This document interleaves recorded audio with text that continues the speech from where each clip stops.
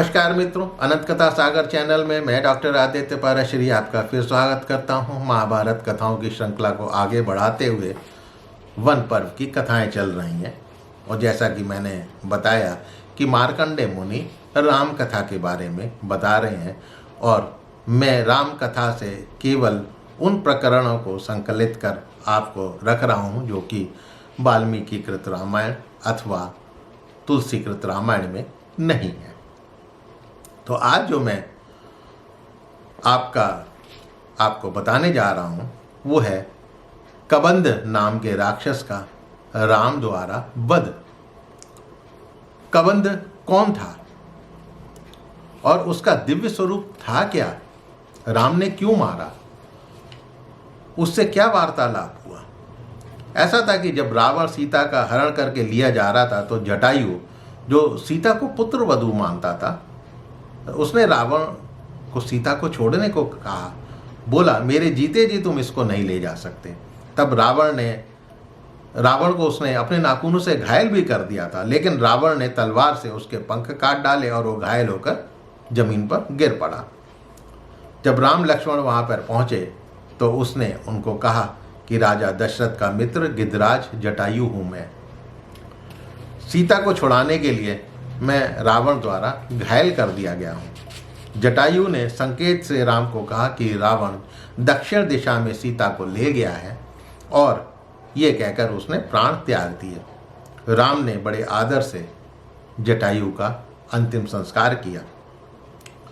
तभी दोनों भाइयों ने देखा कि एक ओर दावानल फैल रहा है, यानी जंगली आग फैल रही है। भयभीत प्राणी चिल्ला रहे हैं। थोड़ी ही देर में सामने एक कबंध यानी धड़ प्रकट हुआ जिसका भयंकर आकार था। छाती में दो बड़ी बड़ी आंखें और पेट में एक मुंह दिखाई दे रहा था। अचानक उस भयंकर राक्षस ने लक्ष्मण का एक हाथ पकड़ लिया और वो उसके मुंह की तरफ खींचे चले जा रहे थे। तब लक्ष्मण बोले, उनको लगा कि मेरी तो मौत सामने आ गई है। तो लक्ष्मण बोले, भैया देखिए मेरी क्या अवस्था हो रही है। एक के बाद एक संकट आता जा रहा है। लगता है कि मैं आपके दर्शन शायद अब ना कर पाऊँ। तब राम लक्ष्मण से बोले, मेरे रहते हुए ये राक्षस तुम्हारा कुछ भी नहीं बिगाड़ सकता। तुम इसकी दाहिनी बाह काट डालो, मैं इसकी बाईं भुजा काट रहा हूँ। दोनों भाइयों ने उसकी दोनों बाहें काट डाली। तब लक्ष्मण ने एक प्रहार उसकी पसलियों पर किया और वो राक्षस प्राण शून्य होकर पृथ्वी पर गिर गया। तब कबंध राक्षस की देह से दिव्य पुरुष निकलकर आकाश में खड़ा हो गया। पूछने पर उसने बताया कि मैं विश्वासु नामक गंधर्व हूँ।